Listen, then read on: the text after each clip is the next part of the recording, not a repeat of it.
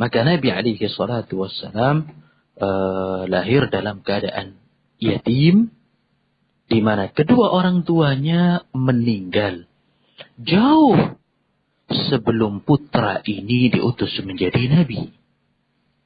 Maka kita tidak bisa mengetahui, ikhwani hafizakumullah, bagaimana sih status agama mereka tanpa melalui berita dan wahyu dari Allah Subhanahu wa taala. Di dalam rukun iman, salah satu yang wajib untuk kita imani adalah beriman kepada Nabi alaihi salatu wassalam. Nabi terakhir. Konsekuensinya apa? Kita harus percaya semua berita yang beliau sampaikan kepada kita. Yang tidak beriman dengan apa yang disampaikan oleh Nabi alaihi salatu wassalam, maka belum disebut sebagai seorang mukmin. Lantas bagaimana status kedua orang tua Rasul alaihi salatu wassalam, Abdullah dan ibunya Aminah?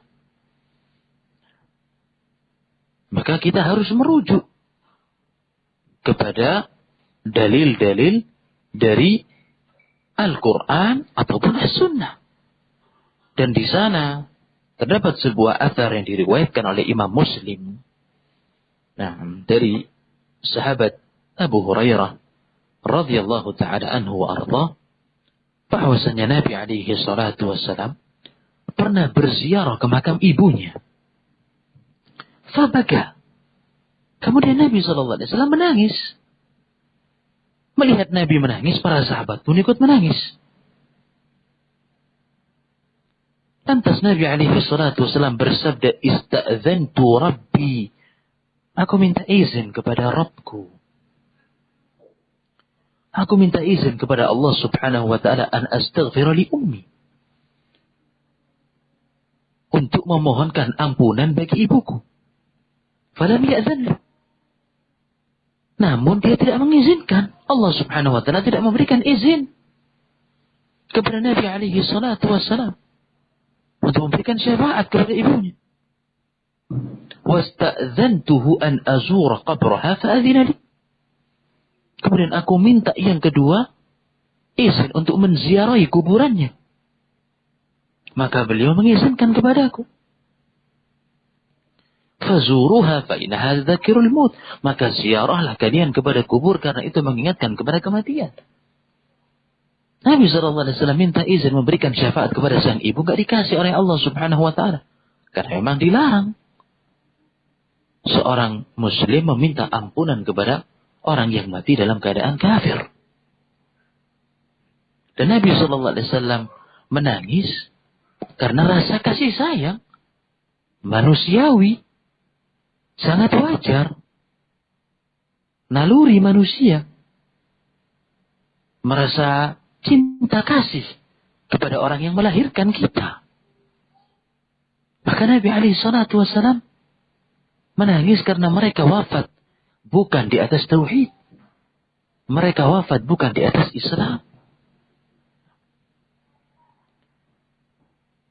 Bahkan dalam riwayat Imam Muslim lainnya dari sahabat Anas bin Malik radhiyallahu ta'ala anhu wa arda, kata Anas bin Malik, "Anna rajulan qala ya Rasulullah ayyina abi?" Wahai Rasulullah, ada seorang datang kepada beliau, "Di mana ayahku yang telah wafat?" Nabi SAW mengatakan, "Finnar." Bapakmu dalam api neraka. Nampak dari anak tersebut wajah sedih. Merasa berat mendengarkan informasi dan kabar dari Rasulullah.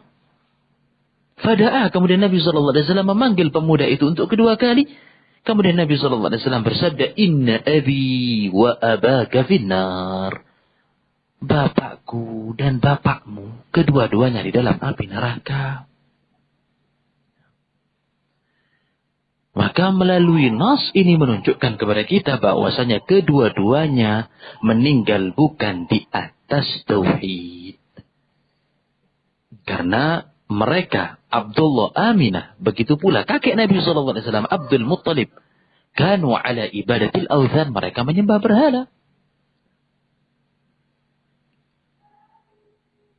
Dan ini ikhwani afidhakumullah bahkan dinyatakan pula oleh ulama Syafi'iyah.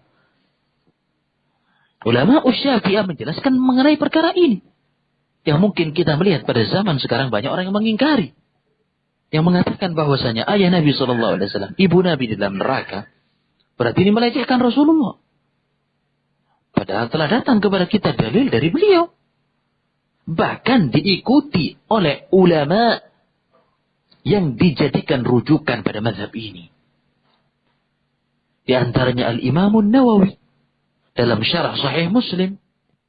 Dengan tegas Imam Nawawi mengatakan, setelah sampai pada hadis ini, bayanun anna man mata 'alal kufri fahuwa finnar. Hadis ini menjelaskan kepada kita bahwasanya orang yang wafat di atas kekufuran maka dia di dalam api neraka. La tanaluhu syafa'atuhu. Tidak bisa mendapatkan syafaat dari Nabi SAW. Artinya tidak bisa mendapatkan apapun dari hubungan kekerabatan kepada Nabi SAW.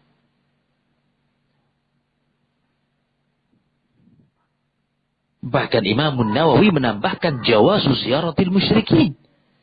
Hadis ini menjelaskan kepada kita bolehnya mengunjungi orang kafir ketika mereka masih hidup. Fil hayat wa kuburuhum ba'dal wafat. Dan bolehnya berziarah ke makam mereka ketika sudah meninggal. Sebagaimana Nabi SAW berziarah kepada kuburan ibu. Ini Imam Nawawi sebagai Syekh Syafi'iyah.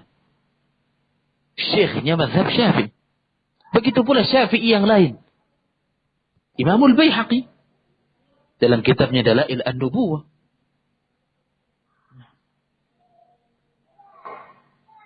Menegaskan wa kanu ya'budunal wathan.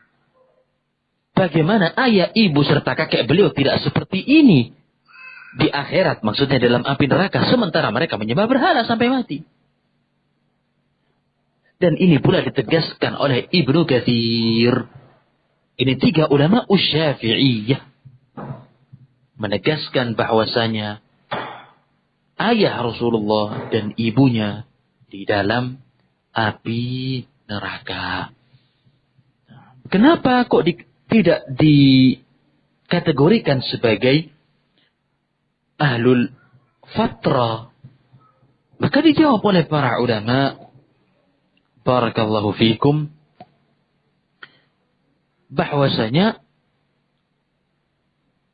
ajaran Isa itu sampai ke kota Makkah dan sampai ke kota Madinah.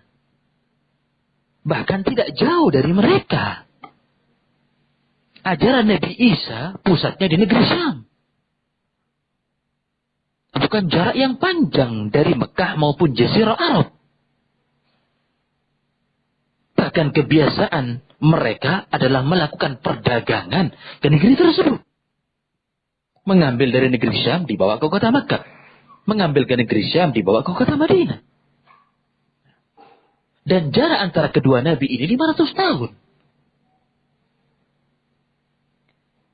Jarak waktu mereka tidak lebih jauh daripada jarak kita. Artinya ikhwani afidhakumullah, bahwasanya orang tua Nabi SAW masih menjumpai ajaran Isa. Bukan hidup di zaman fatrah.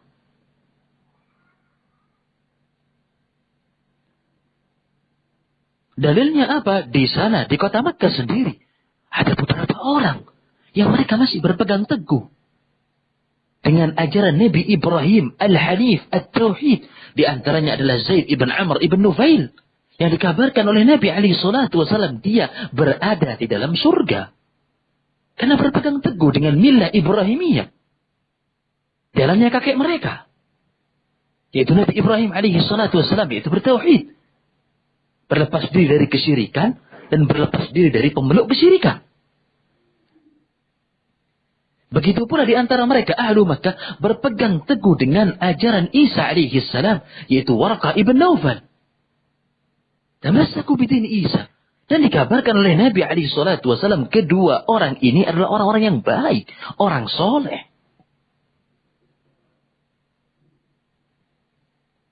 Akan tetapi mereka meninggalkan ajaran tersebut dan berpindah kepada ibadatul awthan, penyembahan kepada tandingan-tandingan di sisi Allah Subhanahu wa ta'ala.